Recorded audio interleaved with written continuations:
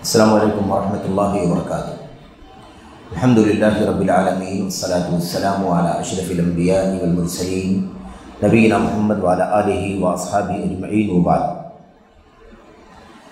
جدید مناہج کی حقیقت کے سلسلے کی آج کی جو کڑی ہے، اس میں انشاءاللہ تبارک و تعالی ہمارے سامنے کچھ سوالات ہیں، اور یہ سوالات سلفی منہج سے جو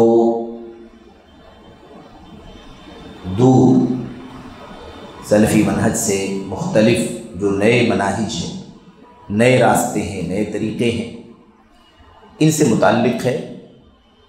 اور یہ سوالات کافی تفصیلی جوابات کے ساتھ ہمارے سامنے موجود ہیں، اور اس کے اندر بہت ساری ایسی اصولی باتیں، منہجی باتیں انشاءاللہ تبارک و تعالیٰ آ رہی ہیں، جن کی ہمیں بہت ہی زیادہ ضرورت ہے۔ اور جو سوالات ہمارے سامنے ہیں ان میں پہلا سوال نمبر 12 ہے اور اس کا جواب، اور ایسے ہی سوال نمبر 13 اور اس کا جواب۔ سوال نمبر 12 میں سوال کرنے والا سوال کرتا ہے، کیا یہ جماعتیں یعنی یہ فرقے ہلاک ہونے والے 72 فرقوں میں شامل ہیں؟ یعنی سلفی منہج جو ہے، سلفیت کی جو راہ ہے، کتاب اللہ، سنت رسول، صحابہ تابعین کا طریقہ، اس راستے سے الگ تھلگ ہونے والے، جزوی طور پر، کلی طور پر، اصولوں میں جو بھی الگ ہیں، کیا ایسے لوگوں کو، ان فرقوں کو ان فرقوں میں شامل مانا جائے گا، یا یہ ان فرقوں میں شامل ہیں جن کے بارے میں اللہ کے نبی علیہ السلام کی حدیث میں آیا ہوا ہے کہ وہ سب کے سب ہلاک ہونے والے فرقے ہیں؟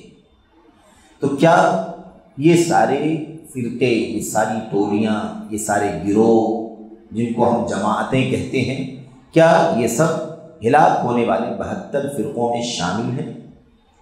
سوال ہے، اور یہ سوال بہت آتا ہے۔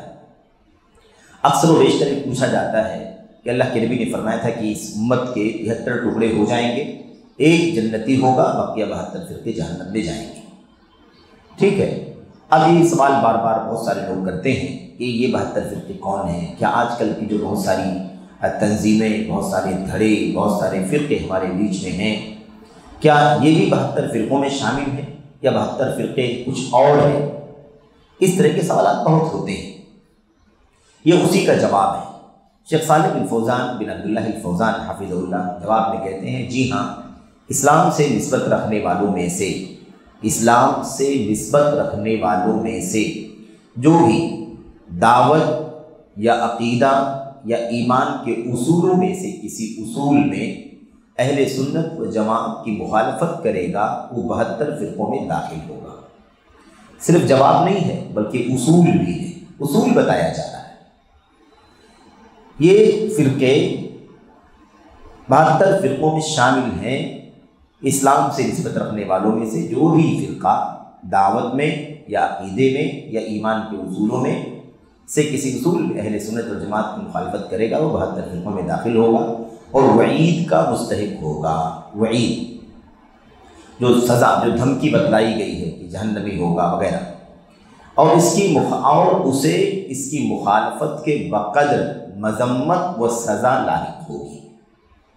جتنی جو بھی فرقہ جتنی مخالفت سلف کے راستے کی کرے گا، اسی کے پرسنٹیج کے مطابق ہے نا، اسے سزا اور مذمت لگے گی۔ اس کی مذمت کتنی ہوگی، اس کی سزا کتنی ہوگی؟ جتنی وہ منہج سلف کی مخالفت کرے گا۔ اس لیے اب اللہ کے نبی صلی اللہ علیہ وسلم کی حدیث پر ذرا سا نظر ثانی کریں، دیکھیں اللہ کے نبی نے کیا فرمایا تھا کہ یہودی 71 فرقوں میں بٹے گی، عیسائی 72 میں، میری امت 73 میں بٹے گی، سب کے سب جہنمی ہوں گے سوائے ایک کے۔ اور آپ کو وہ حدیث بھی آپ کے علم میں ہوگی جس میں یہ کہا، جھوٹی روایت میں، موضوع روایت میں، من گھڑت میں، کسی نے یہ بھی بتایا کہ اس امت کے 73 فرقے ہوں گے، سب کے سب جنت میں جائیں گے سوائے ایک کے۔ سنا کہ نہیں سنا آپ نے؟ جی ہاں، یہ بھی موجود ہے۔ یہ روایت جھوٹی ہے، موضوع ہے، من گھڑت ہے۔ اس میں بتایا گیا کہ سب کے سب جنتی ہوں گے سوائے ایک کے، اور وہ ایک جو جہنمی ہوگا وہ کون ہوگا؟ کہا ہم الزنادقہ، وہ زنادقہ ہوں گے۔ زنادقہ زندیق کی جمع جس کے معنی ہوتے ہیں بے دین کافر، اللہ تبارک و تعالیٰ کی الوہیت ربوبیت کا منکر، گویا کہ کافر۔ تو یہ ایک تو روایت موضوع ہے، جھوٹی ہے۔ دوسری چیز یہ ہے کہ یہ بات بھی درست نہیں ہے، جو کافر ہیں وہ تو بلا شبہ جہنم میں جانے والے ہیں۔ اگر بغیر توبہ کیے کوئی دنیا سے چلا گیا اپنے کفر پر شرک پر رہتے ہوئے تو اس میں کوئی شک نہیں کہ وہ جہنمی ہوگا، کیونکہ اللہ کا کلام، اللہ کے نبی کا فرمان ہمیں اس کی بڑی صراحت سے تعلیم دیتا ہے، بتلاتا ہے۔ تو یہ بات تو اپنی جگہ پر طے ہے کہ اہل سنت والجماعت جو ہیں، ان کے علاوہ جو لوگ بھی اس سلسلے میں دین اسلام سے خارج ہیں، دین اسلام سے باہر ہیں، وہ بلا شبہ جہنمی ہیں۔ کفر کی حالت میں مر جانے والے، شرک میں مر جانے والے اگر بغیر توبہ کے چلے گئے تو بلا شبہ وہ جہنمی ہوں گے۔ اب یہ کہنے کا کیا فائدہ ہے کہ میری امت کے 73 فرقے ہوں گے اور سب کے سب جنتی ہوں گے، ایک جہنمی ہوگا؟ بھئی کافر تو جہنمی ہے ہی، اس میں کہاں مسئلہ ہے؟ میری امت کی بات کہی جا رہی، داخل امت کی بات۔ اب یہاں پر جو سب سے خطرناک بات ہے، جو نازک بات ہے، وہ یہ ہے کہ اللہ کے نبی نے فرمایا ہے کہ 72 جہنم میں جائیں گے، ایک جنت میں جائے گا، اور وہ طائفہ ہوگا جس پر آج میں، جو اس راستے پر چلے گا جس پر آج میں اور میرے صحابہ چل رہے ہیں۔ تو اب یہ بات بڑی خطرناک ہے نا، بڑی نازک ہے کہ اللہ کے نبی نے فرمایا کہ 72 جہنم میں جائیں، اور جواب میں شیخ صالح فوزان کہہ رہے ہیں یہ جو فرقے ہیں، یہ فرقے بلا شبہ 72 فرقوں میں شامل ہیں۔ اس کا مطلب شیخ صالح فوزان کیا کہہ رہے ہیں کہ سب کے سب جہنمی ہے کہ نہیں؟ تو اب کوئی کہہ سکتا ہے کہ ایسے کیسے ہم مسلمان کو جہنمی کہہ رہے ہیں؟ دیکھو بات تھوڑی سی وضاحت طلب ہے، اس کو اچھی طرح سے جان لینا چاہیے۔ شیخ صالح فوزان کا جو آخری جملہ ہے اس میں انہوں نے بڑی وضاحت سے یہ بات کہہ دی ہے، اور اسے یعنی اس فرقے کو اس کی مخالفت کے بقدر، جتنی وہ سلف کے راستے کی مخالفت کرے گا اسی کے بقدر اس کی مذمت بھی ہوگی اور اسی کے بقدر اسے سزا ہوگی۔ یعنی کیا مطلب؟ ہمیشہ کے لیے جہنم میں چلے جانے والی بات نہیں کہی جا رہی ہے، یہ فرقے ہمیشہ کے لیے جہنمی ہو جائیں گے، لیکن سزا کے مستحق ہوں گے جہنم کے۔ اگر اللہ نہ کرے، اگر کسی کا عقیدہ واقعی اسی طرح ہے جو کفر کا عقیدہ ہے، سراسر شرک کا عقیدہ ہے، اللہ تبارک و تعالیٰ کی توحید سے بغاوت کا عقیدہ ہے، اور اسی حالت میں اس کی موت ہو جائے گی، تو اس میں کیا شک ہے کہ وہ جہنمی ہوگا۔ لیکن یہ بات شیخ صالح فوزان نے کہی ہے کہ جہنم کی دھمکی، جہنم کی وعید موجود ہے، سب کے سب جہنمی ہوں گے سوائے ایک کے جو جنتی ہوگا۔ تو جو جہنمی ہوں گے وہ جہنم میں جانے کی ان کی جو وعید ہے، سزا ہے، وہ ان کے سلف کے راستے کی مخالفت کے بقدر، جتنی مخالفت قرآن کی، سنت کی، سلف کے راستے کی، اتنی مذمت ہوگی ان کی اور اتنی سزا ان کے لیے ہے۔ اگر یہ مخالفت اتنی زیادہ ہے کہ سلف خالص توحید پر چلتے تھے، خالص سنت پر چلتے تھے، اگر اتنی مخالفت ہے کہ وہ عقیدہ ہی نہیں، توحید ہی گڑبڑ ہو چکی ہے، شرک آ چکا ہے، شرک داخل ہے، شرک رچا بسا ہوا ہے، اگر یہ عقیدہ ہے تو یہ مخالفت کا تو آخری درجہ ہے، یعنی توحید کے مقابلے میں شرک کا عقیدہ کوئی آدمی رکھتا ہے۔ تو یہ سمجھ لینا ضروری ہے کہ مخالفت کے بقدر مذمت ہوگی اور مخالفت کے بقدر ہی سزا ہوگی۔ جتنی مخالفت سلف کے راستے کی، قرآن سنت صحابہ تابعین کے راستے کی، اتنی وہ مذموم جماعت ہے، اتنی ہی زیادہ وہ سزا کی مستحق جماعت ہے یا یعنی فرقہ ہے۔ تو یہ بات سمجھنا اچھی طرح سے ضروری ہے کہ جس کا جو عقیدہ ہے، جس کا عقیدہ جتنا زیادہ برا ہے، جس کا عقیدہ، جس کا منہج، جس کا اصول، جس کی دعوت جتنی زیادہ سلف کے راستے سے دور ہے، اللہ کی کتاب سے دور ہے، نبی کی سنت سے دور ہے، صحابہ کی سیرت سے، تابعین کی سیرت سے جتنا زیادہ جو دور ہے، اتنا ہی زیادہ قابل مذمت، اتنا ہی زیادہ وہ سزا کا مستحق ہے۔ تو حدیث میں جو جہنم میں جانے کی بات کہی گئی ہے، یہاں شیخ صالح فوزان یہی سمجھا رہے ہیں کہ ہمیشہ کے لیے جہنمی ہو جائیں گے سارے فرقے، یہ ضروری نہیں ہے۔ جو جتنا مخالف ہوگا اسے اتنی سزا جہنم میں ملے گی۔ اگر اس کی مخالفت اتنی نہیں ہے کہ عقیدہ ہی ختم ہے، توحید ہی ختم ہے، شرک ہے، کفر ہے، اگر اتنی مخالفت نہیں ہے تو وہ ایک مرحلے کے بعد جہنم سے نکالا جائے گا، ایک مرحلے کے بعد جہنم سے نکالا جائے گا۔ اور جس کے یہاں کم مخالفت ہے وہ اور کم سزا پائے گا، جس کے یہاں اور کم مخالفت وہ اور کم سزا پائے گا، ایسی وہ اور کم مذمت کے لائق ہوگا۔ لیکن جس کے یہاں مخالفت اتنی ہو کہ ایمان و عقیدہ ضائع ہو چکا ہو، توحید تباہ ہو چکی ہو، شرک گھسا ہوا ہو، شرک رچا بسا ہوا ہو، تو ایسی صورت میں اگر وہ بغیر توبہ کے دنیا سے چلا جائے گا تو نام اس کو جنت میں نہیں لے جائے گا۔ کسی نام کی وجہ سے کوئی آدمی جنت میں نہیں جائے گا، عقیدے اور ایمان پر ہی اس کا حساب و کتاب ہونا ہے۔ تو یہ ہے شیخ صالح فوزان کے بولنے کا مطلب، اور یہی بات اہل سنت والجماعت کے اصولوں کے مطابق ہے۔ اچھا، اس کے بعد اگلا جو سوال ہے وہ سوال کیا ہے؟ کیا اپنے آپ کو سلفی کہنے والا بھی حزبی یعنی فرقہ شمار کیا جائے گا؟ کیا اپنے آپ کو سلفی کہنے والا بھی حزبی یعنی پارٹی بندی کرنے والا، ٹکڑا، فرقہ، دھڑا شمار کیا جائے؟ یہی سوال اکثر و بیشتر لوگ کرتے نہیں بلکہ لوگ باقاعدہ ہی کہتے ہیں کہ سلفی جو اپنے آپ کو کہتے ہیں وہ بھی تو ایک فرقہ ہے، سلفیت بھی تو ایک فرقہ ہے، اہل حدیثیت بھی تو ایک فرقہ ہے۔ یہ اسی سوال کا ایک جواب ہے جو شیخ صالح فوزان نے دیا ہے، اور یہ سوال اور اس کا جواب بہت تفصیلی ہے، ہو سکتا ہے ہم اسے 2 ہفتے 3 ہفتے میں پڑھیں گے انشاءاللہ تبارک و تعالیٰ۔ سب سے پہلے تو آپ یہ سمجھ لیں کہ حزب کسے کہتے ہیں اور حزبی کسے کہا جاتا ہے۔ یہ لفظ عام طور پر استعمال میں نہیں تھا گفتگو میں، لیکن ماضی قریب میں یعنی پچھلے چند سالوں سے یہ لفظ استعمال ہونے لگا کثرت سے، کہ کہتے ہیں کہ فلاں شخص تو حزبی ہے، حزبیت پائی جاتی ہے اس کے اندر۔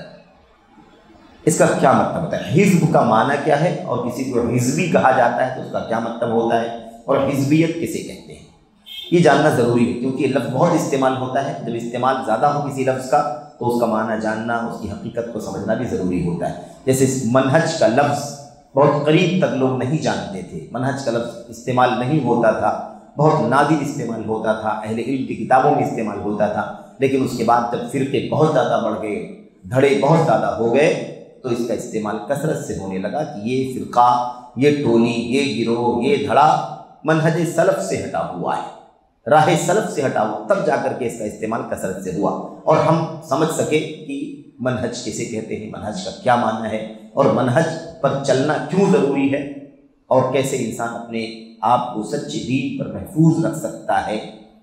تو جب تک منہج سلف، راہ سلف پر اپنے آپ کو آدمی نہیں رکھے گا تب تک اللہ کے سچے دین پر قائم نہیں رہ سکے گا۔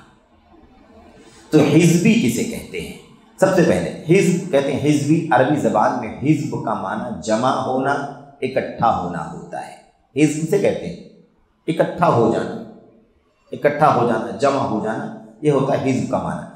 چاہے یہ جمع ہونا ظاہری طور پر ہو یا معنوی اور فکری طور پر، یعنی ایک تو یہ ہے کہ 5 لوگ 10 لوگ 20 لوگ اکٹھا ہو گئے، ہے نا، اکٹھا ہو گئے کہ بھئی یہ ہم لوگ ایک خاص ہے نا پارٹی کے لوگ ہیں، خاص گروہ کے لوگ ہیں جن کا یہ کام ہے۔ ایک تو یہ ہوتا ہے، اس کو بھی کیا کہتے ہیں؟ حزب کہتے ہیں۔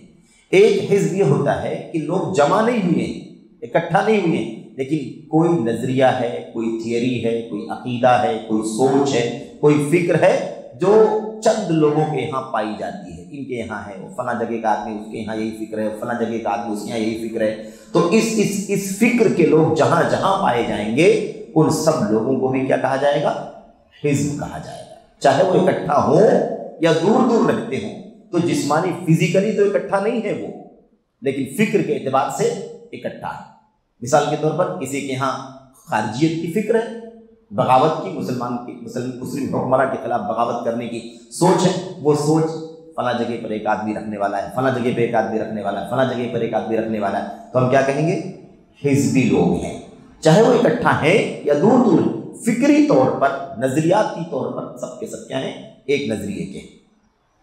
اسی لیے ہر گروہ یا پارٹی اور جتھے کو، ہر گروہ یا پارٹی یا جتھا کو جن کی خواہشات، مقاصد، رجحانات اور اعمال یکساں ہوں یا مشابہ ہوں انہیں حزب کہا جاتا ہے۔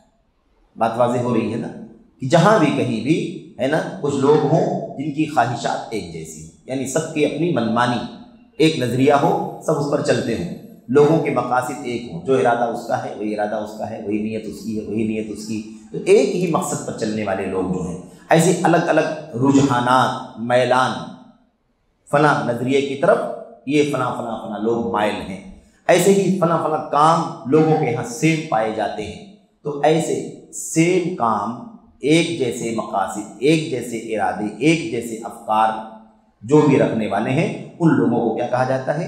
حزب کہا جاتا ہے۔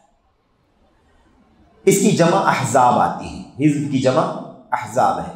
اور آگے آ رہی ہے بات، اللہ کی کلام قرآن کریم کی آیت کریمہ آ رہی ہے، اس سے یہ بات واضح ہوتی ہے کہ حزب کا معنی یہی ہے جو معنی بیان کیا جا رہا ہے۔ اور اس طرح کے کسی نظریے کے حامل کو حزب کی طرف منسوب کرتے ہوئے حزبی کہا جاتا ہے، یعنی جو اس طرح کے لوگ ہوں ان کو ہم جب نسبت کریں گے، سلف کی طرف نسبت کرنے والے کو سلفی کہتے ہیں، ایسے ہی ہم جانتے ہیں مطلب مالکی، حنبلی، شافعی وغیرہ، ایسے ہی اس طرح کے جو لوگ ہیں جو کوئی خاص نظریہ لے کر کے اکٹھا ہوتے ہیں تو ان کو حزب کی طرف نسبت کرتے ہوئے حزبی کہا جاتا ہے۔ اللہ تبارک و تعالیٰ کا ارشاد ہے کل حزب بما لدیہم فریحون، ہر جماعت، ہر جتھا، ہر گروہ، ہر پارٹی کے پاس جو کچھ ہے وہ اسی پر خوش، یعنی ہر گروہ جو عقیدہ، جو نظریہ، جو سوچ اس کے پاس پائی جاتی ہے، وہ گروہ جو ہے نا، اس گروہ کے پاس جو نظریہ پایا جاتا ہے وہ سب کے سب اسی عقیدے پر، اسی نظریے پر مست اور مگن ہے، خوش۔ جو بنا رکھا ہے اپنا نظریہ اسی پر کیا ہے، وہ خوش ہے۔ یہ نہیں دیکھتے ہیں کہ یہ صحیح بھی ہے یا نہیں، سلف کا بھی ہے کہ نہیں، اللہ کے کلام کا بھی یہ ہے یا نہیں، اللہ کے نبی کی سنت میں بھی یہ ہے یا نہیں ہے، یہ نہیں دیکھتے، بس جو انہوں نے نظریہ بنا رکھا ہے اسی پر مست اور مگن ہے کہ بھئی ہم بالکل صحیح ہیں، بقیہ سب لوگ غلط ہیں۔ اس کے بعد اللہ تبارک و تعالیٰ فرماتا ہے، کہتے ہیں کہ اللہ تبارک و تعالیٰ نے اپنے مومن اور موحد بندوں کو حزب اللہ نے فرمایا ہے نا، اولئک حزب اللہ، یہ لوگ یعنی ایمان والے اللہ تبارک و تعالیٰ کی جماعت ہیں۔ اس کی جماعت ہے، اللہ کی جماعت ہے۔ اور کافروں اور منافقوں کو حزب الشیطان، اولئک حزب الشیطان، قرآن میں دونوں الفاظ آئے ہوئے ہیں، یہ شیطان کی پارٹی ہے، وہ اللہ کی جماعت ہے اور یہ شیطان کی پارٹی ہے، ایسے اللہ تعالیٰ نے فرمایا۔ ایسے ہی نبی کریم صلی اللہ علیہ وسلم کے صحابہ کی جماعت پر چڑھائی کرنے والی پارٹیوں، وہ زمانہ تھا نا، اللہ کے نبی کی سیرت کو آپ یاد کریں، اس موقع پر اللہ کے نبی صلی اللہ علیہ وسلم کے دور میں جو جنگ ہوئی تھی، جنگ خندق، جنگ احزاب، جس کے اندر قریش کے لوگ، یہود، عیسائی، منافقین اور جو بدو قسم کے لوگ ہوتے تھے نا، جو یہاں وہاں صحراؤں میں رہتے تھے، ان کو بھی اکٹھا کر لیا گیا تھا، یعنی ساری پارٹیوں کو مسلمانوں کے خلاف کھڑا کر دیا گیا تھا۔ اسی کو جنگ احزاب کہتے ہیں، یعنی پارٹیوں والی لڑائی۔ ساری پارٹیاں جو اسلام کے خلاف کھڑی ہو گئی تھی، سارے دھڑے، سارے فرقے جو تھے مسلمانوں کے خلاف، صحابہ کے خلاف، ایک ساتھ اکٹھا ہو گئے تھے، ان کو بھی کیا کہا گیا؟ احزاب۔ سورہ احزاب اسی نام سے ہے نا، اسی وجہ سے سورہ احزاب کا نام سورہ احزاب ہے، کیونکہ اس میں جنگ خندق کا بہت تفصیل سے تذکرہ اللہ تبارک و تعالیٰ نے فرمایا اور پورا نقشہ کھینچا ہے کہ کیسی نازک صورتحال پیش آ گئی تھی۔ بہرحال تو صحابہ کی جماعت پر چڑھائی کرنے والی پارٹیوں، مثلاً قریش، غطفان، بنو قریظہ اور اسی طرح سے اور دیگر لوگ جو اکٹھا ہو گئے تھے، ان کو بھی احزاب کہا گیا، اور ایسے ہی نبیوں کے دشمنوں کو بھی کیا کہا گیا؟ احزاب کہا گیا۔ تو آپ دیکھ رہے ہیں کہ حزب اور احزاب کا معنی قرآن کی آیتوں میں، اللہ کے نبی کی حدیثوں میں بہت واضح طور پر بتلایا جا رہا ہے۔ قرآن میں اللہ نے فرمایا حزب اللہ، حزب الشیطان، اللہ کی جماعت، شیطان کی پارٹی۔ ایسے ہی یہ جو تین باتیں بتائی گئی ہیں، مثال کے طور پر یعنی صحابہ کرام کے خلاف چڑھائی کرنے والے بھی احزاب کہلائے۔ ایمان انبیاء علیہ السلام جو تھے، جو ان کے دشمن تھے، ان سے دشمنی کرنے والے جو لوگ تھے، مخالفین، کفار، مشرکین، ان سب کو بھی قرآن کریم کے اندر کیا کہا گیا؟ احزاب کہا گیا۔ یہ ہے۔ اچھا، یہ تو ہو گئی بات اس کے لفظ کی شرح، حزب کیا ہے، احزاب کیا ہے، اس کا اطلاق استعمال کیا ہے۔ آگے علامہ شیخ ربیع بن ہادی بن عمیر المدخلی حافظہ اللہ، اور انشاءاللہ تبارک و تعالیٰ باتیں آگے سب آ رہی ہیں کہ جو اہل السنت والجماعت کو، اہل الحدیث کو، سلفیوں کو ہے نا، یا طائفہ منصورہ کو جو تانے دیے جاتے ہیں، شخصیتوں کے نام پر تانے دیے جاتے ہیں، مثال کے طور پر آج اہل حدیثوں کو مدخلی کہا جاتا ہے، آج اہل حدیثوں کو جامی کہا جاتا ہے، آج اہل حدیثوں کو اور بھی بہت سارے علماء کے نام کے ساتھ جوڑ کر کے کہا جاتا ہے کہ دیکھو یہ کوئی تیمی کہتا ہے، کوئی قیمی بھی کہتا ہے، ایسے لوگ بھی آج نئے نئے نکلے۔ بہرحال تو اہل حدیثوں کو جو بہت تانے دیا جاتا ہے نا شخصیتوں کے نام سے، اس میں سے ایک نام شیخ ربیع بن ہادی بن عمیر المدخلی کا بھی ہے کہ بدخلی ان کی نسبت ہے قبیلے کی جہاں کے وہ رہنے والے تھے، تو چونکہ ان کا نام اہل حدیث زیادہ لیتے ہیں، اس لیے ان کو بھی ان کے نام کے ساتھ جو بدخلی لگا ہے ہمیں ان کی طرف منسوب کیا جاتا ہے کہ لوگ بدخلی پارٹی کے لوگ ہیں۔ سمجھ رہے ہیں؟ تو آئے گی بات کہ یہ طعنہ کیسا ہے، اس کی کیا حقیقت ہے، شیخ ربیع کے بارے میں کیوں لوگوں کو بہت زیادہ نفرت ہے، شیخ ربیع کون ہے، ان کی شخصیت کیا ہے، تو وہ سب باتیں آگے انشاءاللہ تبارک و تعالیٰ آئیں گی۔ ابھی یہاں پر اس گفتگو کو لمبا نہیں کرنا ہے، جو اصل نقطہ چل رہا ہے اس پر انشاءاللہ ہم بات کریں گے۔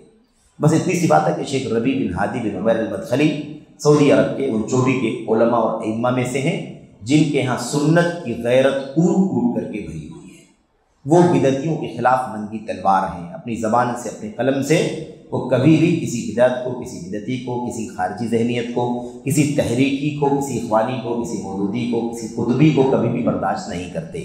صحابہ کے خلاف جن لوگوں نے زبان کھولی ہے ان سب کے خلاف انہوں نے پوری جرأت کے ساتھ، پوری بے باکی کے ساتھ قلم چلایا ہے، زبان چلائی ہے۔ اور یہی اہل سنت والجماعت کا محاذ ہے کہ سنت کے خلاف، اہل سنت کے خلاف، صحابہ کے خلاف، تابعین کے خلاف اگر کوئی شخص زبان درازی کرتا ہے تو اس کا دفاع کرنا ہمارا ایمان ہے، دفاع کرنا ایمان ہے، ان سے محبت ایمان ہے، ان سے بغض رکھنا نفاق ہے۔ اللہ کے نبی نے فرمایا تھا آیت الایمان حب الانصار و آیت النفاق بغض الانصار۔ نفاق کی علامت انصاری صحابہ کرام سے، اور مہاجرین کا درجہ تو انصار سے بھی زیادہ بڑا ہے، مہاجرین کا درجہ انصار سے اونچا ہے، اس میں کوئی شک نہیں، صحابیت کی شرف میں دونوں شامل ہیں۔ اور یہی دو تو تقسیم صحابہ کرام کے اندر، ایک طبقہ جو مہاجر کہلائے، مکے سے مدینہ آئے تھے، جو دوسرا طبقہ جو انصاری مدینہ تھے۔ تو بہرحال اللہ کے نبی نے فرمایا کہ ان سے محبت کرنا ایمان کی نشانی ہے، اور ان سے نفرت کرنا، بغض رکھنا یہ نفاق کی نشانی ہے۔ اس کا مطلب دل کے اندر ایمان ہے نا، جس طرح سے چاہیے نہیں ہے، اس لیے آپ کی صحابہ کے خلاف زبان کھولتا ہے۔ بہرحال تو باتیں چل رہی تھی شیخ ربیع کی، تو انشاءاللہ تبارک و تعالیٰ ان کے بارے میں مزید آپ کے سامنے آئیں گی، اور سرسری تعارف بھی انشاءاللہ ہم آپ کے سامنے رکھیں گے تاکہ ہم جانیں کہ ان کے کارنامے کون سے ہیں اور نفرت کیوں لوگ کر رہے ہیں، کون سا کام انہوں نے کتاب و سنت اور سلف کے خلاف کیا ہے کہ ان کے خلاف زبان کھولی جائے، اور اس کے باوجود اگر زبان کھولی جا رہی ہے، ان کو طعنے دیے جا رہے ہیں، گالی گلوچ کی جا رہی ہے، تو پھر وجہ کیا ہے اس کی؟ ساری قربانیاں، ساری خدمات زندگی بھر کتاب اللہ کی، سنت کی، صحابہ کے دفاع کی آج تک کی انہوں نے میرے بھائیوں، اس کے باوجود انہیں طعنہ دیا جاتا ہے، مختلف انداز سے ان کو برا بھلا کہا جاتا ہے، اور اہل حدیثوں کو محض ایک انعت کے طور پر ہے نا چڑھانے کے لیے ان کو مداخلہ یا مدخلی کہا جاتا ہے، جامی کہا جاتا ہے، اور بہت سارے نام دیے جاتے ہیں۔ خیر، شیخ ربیع ایک سوال کے جواب میں فرماتے ہیں، جو بھی شخص نبی کریم صلی اللہ علیہ وسلم اور آپ کی سنت کی مخالفت کرے وہ گمراہ احزاب میں سے ہے۔ آپ بتائیے، دیکھنے کے لیے لفظ سخت لگتا ہے نا، گمراہ احزاب یعنی گمراہ فرقوں میں سے، گمراہ پارٹیوں میں سے کون؟ جو بھی رسول کریم صلی اللہ علیہ وسلم اور آپ کی سنت کی مخالفت کرے۔ تو اس میں کون سی بڑی بات ہے؟ ظاہر سی بات ہے کہ اللہ کے رسول کی اور آپ کی سنت کی مخالفت کرنے سے بڑا گناہ، جرم کچھ ہے ہی نہیں۔ اس سے بڑا جرم کیا ہو سکتا ہے کہ جو نبی سب کے لیے متبع ہو، مطاع ہو، ہے نا، آنکھ بند کر کے اگر امت کے لیے کوئی ایسی شخصیت ہے جس کی سب کو اتباع کرنی چاہیے بلا چور چرا، بلا کسی سوال و جواب کے، وہ نبی کریم صلی اللہ علیہ وسلم کی ذات گرامی، اور آپ کی مخالفت کوئی کرتا ہے، آپ کی سنت کی مخالفت کرتا ہے، تو آپ بتائیے کہ گمراہ پارٹیوں میں سے ہے کہ نہیں؟ اب لوگ کہتے ہیں کہ گمراہ قرار دیتا ہے، گمراہ بولتا ہے۔ گمراہ کس کو بولتا ہے؟ گمراہ کس کو بولتا ہے؟ جو واقعی گمراہ ہے، سنت کی مخالفت کرنے والا گمراہ نہیں ہے، نبی کی مخالفت کرنے والا گمراہ نہیں ہے۔ ظاہر سی بات ہے کہ گمراہ ہے، اس لیے گمراہ کہا جا رہا ہے، اور دنیا بھر کے دلائل نے کتاب و سنت کے نبی علیہ الصلوۃ والسلام کی مخالفت کرنے والے کا انجام کیا ہوگا، اسے دنیا میں کیا کہا جائے گا، آخرت میں کیا انجام ہوگا۔ اچھا، حزبیت کی کوئی شرط نہیں، حزبیت کو سمجھا رہے ہیں کہ حزبیت کسے کہتے ہیں؟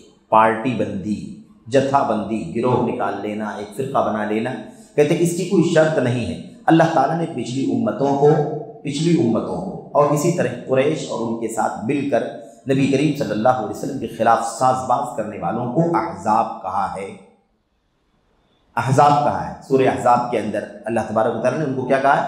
احزاب کہا۔ کہتے ہیں جبکہ ان کے یہاں کوئی تنظیم وغیرہ نہ تھی۔ یہی اصل میں خاص بات ہے سمجھانے کی کہ اگر ہم کہتے ہیں کہ فرقہ ہے، پارٹی ہے، احزاب ہے، تو لوگ کہتے ہیں کہ نہیں، کوئی جماعت تو نہیں بنائی، کوئی الگ فرقہ تو نہیں بنایا انہوں نے، کوئی گروپ تو نہیں تیار کیا انہوں نے۔ تو شیخ ربیع سمجھا رہے ہیں کہ گروپ بنانا ضروری نہیں ہے کہ ایک خاص نام سے، ایک خاص بینر کے ساتھ، ایک خاص ٹرسٹ اور سوسائٹی کے نام پر، ایک فاؤنڈیشن کے نام پر کوئی اکٹھا ہو جائے اور نام کے ساتھ چلے تبھی اس کو حزب کہیں گے، پارٹی کہیں گے۔ ایسی کوئی بات نہیں، کوئی ضروری نہیں ہے۔ اگر پارٹی بنا کر کے نام لے کر کے چلتا ہے تب تو اور بری بات ہے، لیکن اگر ایسا نہیں کرتا ہے لیکن فکری طور پر سنت کے خلاف ہے، اللہ کے نبی علیہ السلام کے صحابہ کے راستے کے خلاف راستے پر چلتا ہے، صحابہ کرام کے صحابہ کے شاگردان تابعین کے راستے کو چھوڑ کر کے چلتا ہے، تو یہ خود کیا ہے؟ یہ خود پارٹی بندی ہے، یہ خود فرقہ بندی ہے۔ اسی کو حزبیت کہا جاتا ہے، چاہے وہ کسی نام سے ایک گروہ نہ کھڑا کیا گیا ہو، صرف فکری طور پر وہ صحابہ کے طریقے کے خلاف ہوں، سنت کے خلاف ہوں، اپنی منمانی چلتے ہوں، ہوس اور خواہشات کی غلامی کرتے ہوں، تو اس کو کیا کہا جائے گا؟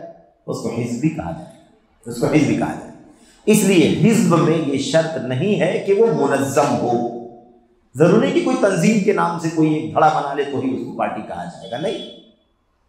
کہتے ہیں بلکہ کتاب و سنت کے خلاف کسی بھی فکر کے لیے تعصب کرنا، کتاب و سنت کے خلاف، صحابہ کرام کے راستے کے خلاف کسی بھی فکر کے لیے تعصب کرنا اور اسی بنیاد پر دوستی یا دشمنی کرنا، یہ تحزب ہے، یعنی پھر پارٹی بندی ہے، فرقہ بندی، پھر سلف کے راستے سے نکل کر کے ایک الگ دھڑے کی کیفیت ہے، چاہے وہ تنظیم بنی ہو یا نہ بنی ہو، فکر ہی صرف الگ ہے، تو بھی کیا ہے؟ وہ حزبیت ہے۔ اور کوئی منحرف فکر و نظریہ بنا کر اسے اپنا کر کچھ لوگوں کو اس پر اکٹھا کرنا حزبیت اور پارٹی بندی ہے۔ یعنی کیا مطلب؟ اگر ایک تنظیم بنا لی جاتی ہے کچھ لوگوں کو ایک فکر پر اکٹھا کر کے کہ بھائی یہ ہمارا نظریہ ہے، آؤ ہمارے ساتھ جڑو، اور جڑنے کے بعد کہیں کہ بھائی ہم اس نام سے جانے جاتے ہیں، اگر ایسا کوئی کرتا ہے تب تو بہت کلیئر ہے کہ وہ کیا ہے؟ حزبیت ہے، پارٹی بندی ہے، فرقہ بندی ہے، تو بہت کلیئر۔ لیکن اگر ایسا نہ بھی ہو، خالی فکری طور پر اسی فکر کا فنا بھی، اسی فکر کا فنا بھی، اسی فکر کا فنا بھی ہے، تو جو جہاں جہاں رہتے ہیں اس فکر کے، ان سب کو کیا کہا جائے گا؟ وہ حزبی۔ اس کو بالکل ایسے سمجھیں کہ سلفیت جیسے مثال کے طور پر، اہل حدیثیت مثال کے طور پر، کوئی اس طرح سے ضروری نہیں ہے کہ سب اکٹھا ہو کر کے کہیں بیٹھے ہوں تبھی وہ جماعت اہل حدیث ہے، نہیں۔ ایک آدمی پوری بستی میں اگر کوئی ہے کتاب و سنت اور صحابہ کے راستے پر چلنے والا یہاں پر، دوسرا آدمی دوسرے شہر میں، تیسرا آدمی تیسرے ملک میں، چوتھا آدمی دوسرے علاقے میں، تو یہ جو 4 6 10 لوگ مختلف دنیا کے گوشے میں پھیلے ہوئے ہیں، یہ سب ایک فکر کی وجہ سے اہل حدیث ہیں کہ نہیں؟ جماعت اہل حدیث کے افراد ہیں کہ نہیں افراد؟ بلکہ 4 6 لوگ نہ ہو، ایک آدمی اگر روئے زمین پر کتاب و سنت اور سلف کے راستے پر چلنے والا ہے تو وہ اکیلے بھی سلفی ہے، اکیلے بھی امام، اکیلے بھی امت ہے، اکیلے بھی جماعت ہے۔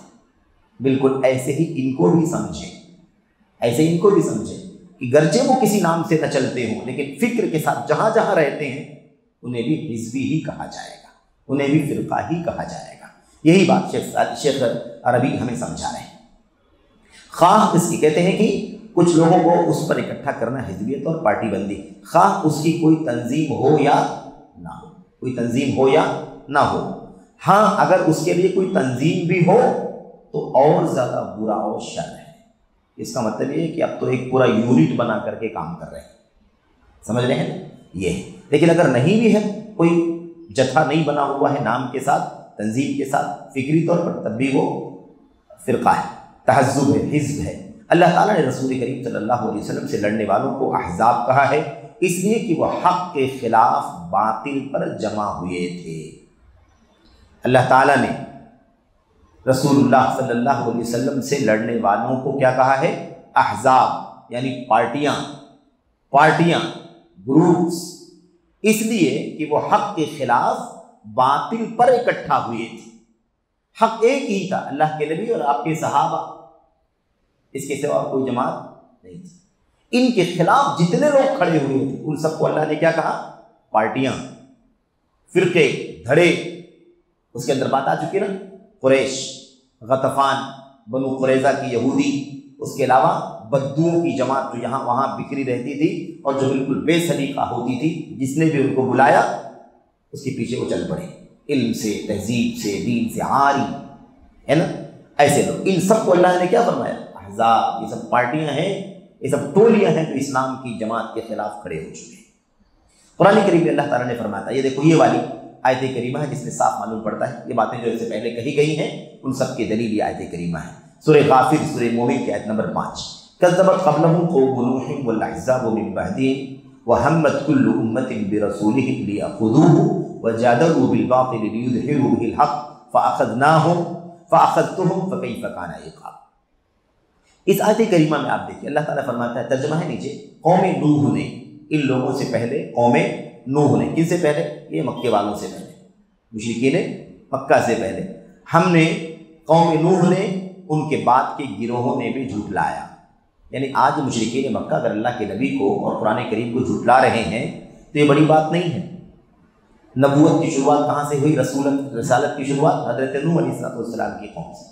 حضرت نوح علیہ السلام کی قوم نے بھی اپنے نبی کو، قوم نوح علیہ السلام کو جھٹلایا، اور ان کے بعد جو بہت سارے لوگ محمد الرسول اللہ کے بیچ میں آئے، پہلے اور آخری رسول کے بیچ میں آئے، ان سب قوموں نے اپنے اپنے رسولوں کو کیا کیا؟ جھٹلایا۔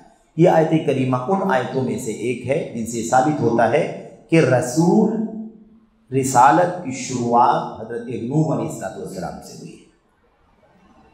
رسالت کی شروعات نوح علیہ السلام۔ لیکن مجھے سب سے پہلے رسول کون ہے؟ بہت سارے ہمارے بھائی کہتے ہیں آدم علیہ السلام۔ آدم علیہ السلام اللہ تبارک و تعالیٰ کے رسول نہیں ہیں، انہیں ایک معنی میں نبی کہا جائے گا، ملہم تھے، یعنی اللہ تبارک و تعالیٰ ان کے دل میں بات ڈالتا تھا، اللہ تعالیٰ ان سے بات کرتا تھا، انہیں حکم دیتا تھا، بہت ساری باتوں کا حکم اللہ تبارک و تعالیٰ نے آدم کو دیا، یا آدم یا آدم یا آدم یا آدم، اے آدم ایسا کیجیے ایسا کیجیے، ہے نا۔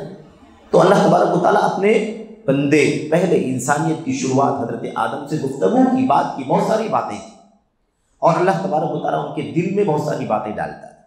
نبی اس معنی میں کہ اللہ تبارک و تعالیٰ ان کو کوئی بات بتلاتا تھا اور اس کی خبر ان کو مل جاتی تھی، یعنی ان کو بات اللہ تعالیٰ کی طرف سے مل جاتی تھی، اس معنی میں نبی۔ رسول کسے کہتے ہیں؟ رسول باقاعدہ اللہ کا پیغام پہنچانے کے لیے کسی امت کی طرف، کسی قوم کی طرف بھیجا جاتا ہے اسے۔ تو اس کی شروعات کہاں سے ہوئی ہے؟ حضرت نوح علیہ السلام سے۔ اول رسول بعث الی الناس، پہلے رسول جنہیں انسانیت کی طرف بھیجا گیا وہ کون ہے؟ نوح علیہ السلام۔ تو نوح علیہ السلام کے بعد سے کہتے ہیں کہ مشرکین مکہ سے پہلے نوح علیہ السلام اور ان کے بعد کی جو پارٹیاں، ان کے بعد کی جو ٹولیاں، گروہ، فرقے جو بھی آئے، کہتے ہیں یہ سب کے سب کیا کیا انہوں نے؟ اپنے اپنے رسولوں کو جھٹلایا، اپنے اپنے رسولوں کو جھٹلایا۔ وَحَمَّتْ كُلُّ أُمَّةٍ بِرَسُولِهِمْ لِيَأْخُذُوهُ، اور ہر امت نے چاہا، ارادہ کیا کہ کیا کرے؟ اپنے رسول کو پکڑ لے، گرفتار کر لے، اس کو سزا دے، اس کو مارے۔ اللہ تبارک و تعالیٰ فرماتا ہے، اللہ تبارک و تعالیٰ کی شہادت ہے کہ ہر امت کا کام یہ تھا، ہر امت نے یہی کام کیا کہ اپنے نبی کو پکڑنے کا ارادہ کیا اور گرفتار کر کے ان کو سزا دینے کا ارادہ کیا۔ خود ہمارے نبی کے ساتھ ہوا کہ نہیں ہوا؟ آپ کو پکڑنے کے لیے سارے لوگوں نے آپ کا گھر کا گھیراؤ کیا تھا کہ نہیں کیا تھا؟ ہے کہ نہیں؟ اللہ کے نبی علیہ السلام قرآن کریم کی آیت کریمہ پڑھتے ہوئے چلے گئے، وَجَعَلْنَا مِن بَيْنِ أَيْدِيهِمْ سَدًّا وَمِن خَلْفِهِمْ سَدًّا فَأَغْشَيْنَاهُمْ فَهُمْ لَا يُبْصِرُونَ۔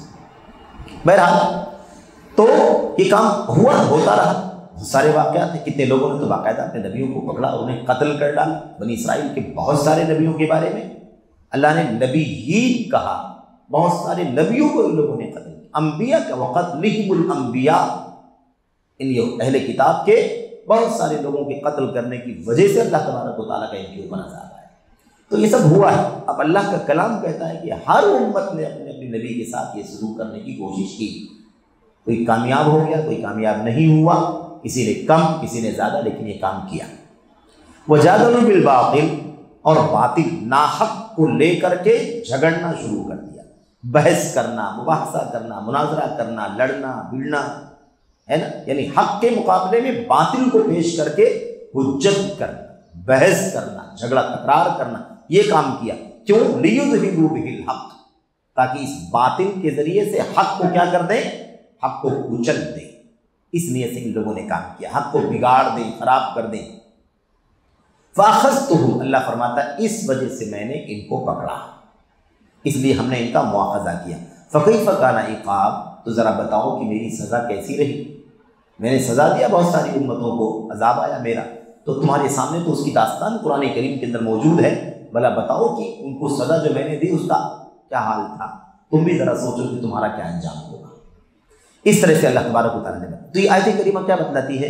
احزاب، نوح علیہ السلام کی قوم اور ان کے بعد احزاب جو گزرے ہیں، تو گویا کہ نبیوں کے مخالفین کو اللہ نے کیا فرمایا؟ احزاب فرمایا۔ اچھا، کہتے ہیں جبکہ وہ آج کی طرح منظم پارٹیاں نہیں تھیں، قوم تھا، پوری قوم ہے، امت ہے، اب کچھ لوگ ایمان لائے، کچھ لوگ ایمان نہیں لائے، مخالفت کر رہے ہیں، مارنے کی کوشش کر رہے ہیں، جان لینے کی کوشش کر رہے ہیں، قتل کرنے کی کوشش کر رہے ہیں، ہے کہ نہیں؟ تو وہ آج کل کی طرح باقاعدہ رجسٹرڈ تنظیمیں نہیں تھیں وہ، لیکن پھر بھی اللہ نے کیا کہا ان کو احزاب کہا۔ کیوں؟ اس لیے کہ وہ ایک نظریے پر چل رہی تھی، نبی کی دعوت کے خلاف، نبی کے مشن کے خلاف رہنے کی وجہ سے اللہ تبارک و تعالیٰ نے ان کو کیا کہا؟ ان کو احزاب کہا۔ تو کوئی ضروری نہیں ہے کہ پوری منظم کوئی تنظیم بنی ہو تبھی اس کو ہم فرقہ کہیں گے، نہیں، اس کو حزب کہیں گے۔ نظریاتی طور پر بھی، فکری طور پر بھی جو الگ الگ ہے وہ حزب ہے۔ لہذا اگر لوگ کسی باطل فکر اور نظریے پر ایمان رکھیں، خلاصہ اگر لوگ کسی باطل فکر و نظریے پر ایمان رکھیں اور اس کے لیے لڑائی جھگڑا کریں، اسی کو محبت اور نفرت کا معیار قرار دیں، تو وہ حزب ہے۔ آئی بات سمجھ میں نا؟ حزب ہے، کسی بھی باطل فکر اور نظریے پر چلتے ہوں، اسی کی دعوت دیتے ہوں اور یہ کہتے ہوں کہ بھئی جو آپ ہمارے ساتھ ہیں اس میں تو آپ ہمارے دوست ہیں، آپ ہمارا اگر ساتھ نہیں دیتے ہیں تو پھر آپ سے ہماری کوئی دوستی نہیں۔ جو تبلیغی ہوگا وہی دوست ہوگا، جو عرفانی ہوگا وہی دوست ہوگا، جو رافضی ہوگا وہی دوست ہوگا، جو خارجی ہوگا وہی دوست ہوگا، جو ہمارے راستے پر ہمارے ساتھ میں نہیں ہمارا دوست۔ یہ کیا ہے؟ یہ کسی کے لیے روا ہی نہیں ہے سوائے سلفیوں کے لیے، اہل حق کے لیے روا ہے۔ بس ہمارے ساتھ آپ رہیں گے تو ہمارے دوست ہیں، اس لیے کہ ہم حق پر، یہ اللہ کا کلام ہے، اللہ کے نبی کا فرمان ہے، یہ صحابہ کا طریقہ ہے۔ آپ بتا دیجئے کہ آپ کے ساتھ کیوں رہنا ضروری ہے، نہیں رہیں گے تو دشمنی، تو آپ فلاں کا نظریہ ہے تو ہم فلاں کی تھیوری پر چلتے ہیں، تو ہم فلاں کے موقع پر چلتے ہیں، تو فلاں کا کارنامہ ہے۔ امت کا نام آپ مت دیجیے، امت کا نام دیجیے، صرف اور صرف اللہ کے نبی صلی اللہ علیہ وسلم، اللہ کی کتاب کی شارح مبین اور آپ کے سامنے بیٹھنے والے صحابہ اور ان سے آگے بڑھانے والے دین کو جو افراد تھے، انہی کو آئیڈیل اللہ کے کلام میں، اللہ کے نبی کے فرمانے بتلایا گیا، اس پر چلیں گے تو دوستی، اس پر چلیں گے نہیں تو دشمنی۔ اور یہ بھی ایمان ہے، یہ بھی کیا ہے؟ یہ بھی ایمان ہے میرے بھائیو۔ الولا والبرا کا عقیدہ اہل سنت والجماعت کے اساسی اور بنیادی عقیدوں کا حصہ ہے، لیکن اس میں افراط اور تفریط نہیں ہونی چاہیے۔ کہیں کہیں افراط تفریط ہوتی ہے، وہ غلط ہے، لا علمی ہے یا نادانی ہے، کبھی کمی بیشی ہو سکتی ہے، لیکن اصول کیا ہے؟ ولا برا بالکل ہونا چاہیے، حتیٰ کہ اس کے اندر ولا اور برا، دوستی اور دشمنی، ایمان اور عقیدے اور عمل کی بنیاد پر، سنت پر عمل کرنے نہ کرنے کی بنیاد پر، صحابہ کے راستے پر، سلف کے راستے پر چلنے نہ چلنے کے اعتبار سے دوستی اور دشمنی رکھنا، یہ ایمان ہے، یہ ایمان بلکہ ایمان کا مضبوط کڑا ہے، مضبوط دستہ ہے، مضبوط ستون ہے جس پر چلنا ضروری ہے۔ تو افراط تفریط کے بغیر، افراط تفریط یعنی حد سے زیادہ تجاوز کرنا، جتنا نہیں ہونا چاہیے یہ بھی غلط، اور جتنا ہونا چاہیے اس سے کم پر رہنا یہ بھی غلط۔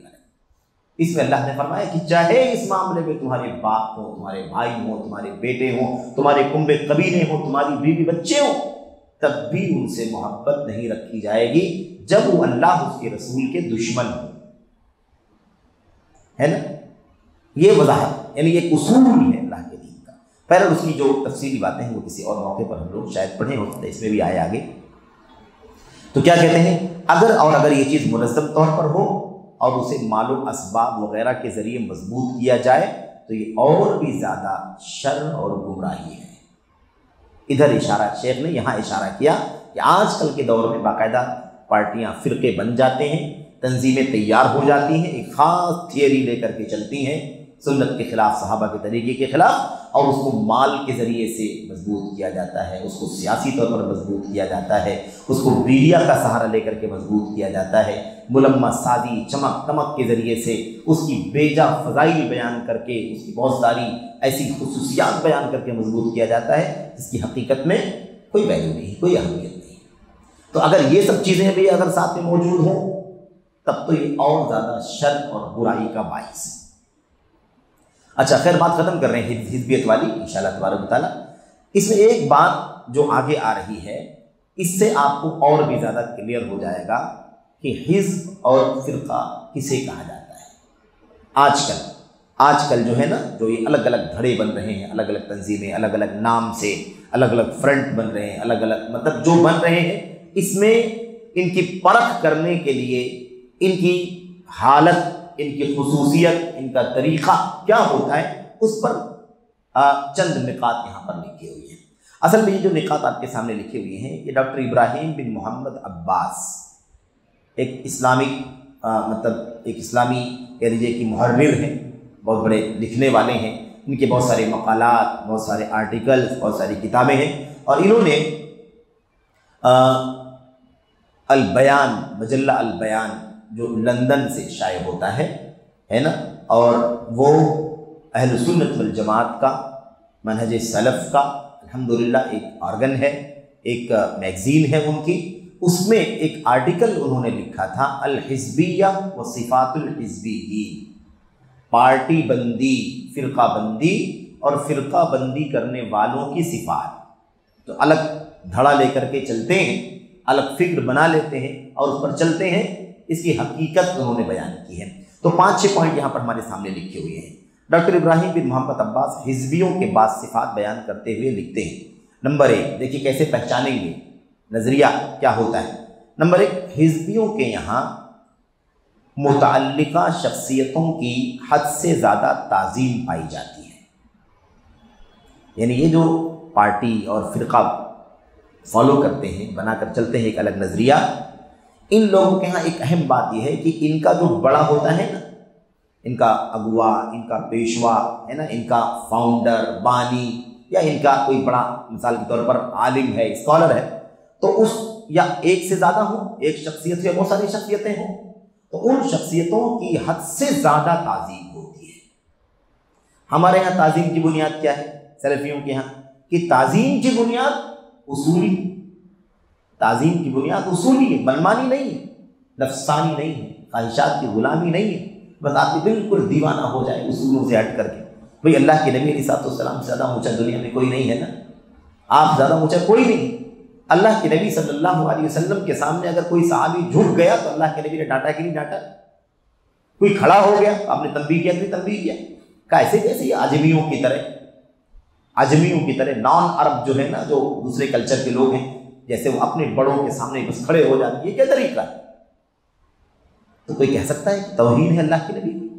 اللہ کے نبی اصول سکھا رہے ہیں، یہ تعظیم میں نہیں آتا، یہ تعظیم میں نہیں آتا۔ اور پھر ان کے لیے بھی سمجھایا اللہ کے نبی نے، جو یہ چاہتے ہو کہ میری تعظیم میں لوگ کھڑے ہو جائیں، آپ ان کی مذمت بیان فرمائیں، جو چاہتے ہو کہ لوگ اس کی تعظیم میں ایک طرف سے لائن لگا کے کھڑے ہو جائیں، اسے چاہیے کہ ٹھکانہ جہنم میں بنا لیں۔ وہی سنائی نبی کریم صلی اللہ علیہ وسلم نے، جس کا مطلب یہ ہے کہ یہ تعظیم میں نہیں آتا، لیکن یہ اصول ہے تعظیم کا۔ ان کے ہاں دیکھو کیا ہے، حد سے زیادہ تعظیم پائی جاتی ہے، یعنی ان کے خلاف وہ ان کی تعظیم میں کچھ بھی کر سکتے ہیں، وہ ان کی جوتے اٹھا کے چل سکتے ہیں، جوتوں کے نیچے کی مٹیاں بھی اٹھا سکتے ہیں، ہے کہ ان کی گاڑیوں کو بھی چوم سکتے۔ آج کل تو دیکھا کہ گاڑی چل کے گزرتی ہے تو ٹائر کے نیچے کی مٹی اٹھا کر کے لوگ لے جاتے ہیں، ایسے واقعات بھی پائے گئے۔